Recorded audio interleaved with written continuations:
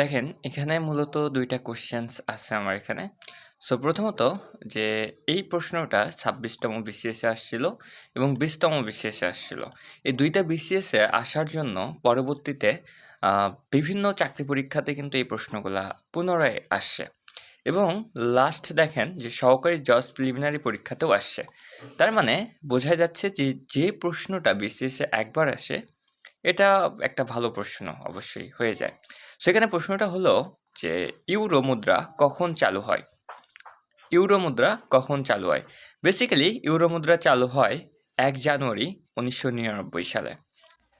শুধু এইটাই না, এখানে দেখেন আরেকটা কোয়েশ্চেনস আছে যে কোন চুক্তির মাধ্যমে ইইসি প্রতিষ্ঠিত লাভ করেন? সো এখানে দেখেন ২৪ তম বিসিএস আসছিল।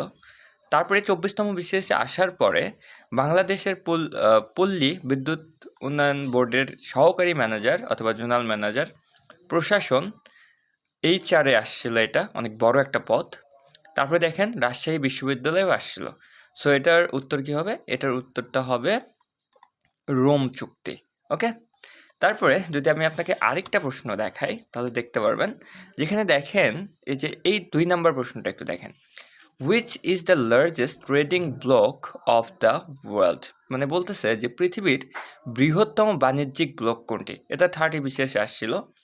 আর এটা 30 বিসিএস এ আসার পরে দেখেন এটা ব্যাংকে পুরো সিরিয়াল ধরেছিল। সোনালী ব্যাংকে আসছিল সিনিয়র অফিসারে, তারপরে গ্রামীণ ব্যাংকে আসছিল সিনিয়র অফিসারে, রূপালী ব্যাংকে আসছিল সিনিয়র অফিসারে এবং বাংলাদেশ ব্যাংকেরও সহকারী পরিচালকে আসছিল। এটার উত্তর কি হবে? সেটা অবশ্যই কমেন্টে জানায় দিবেন। Thank you. আসসালামু আলাইকুম।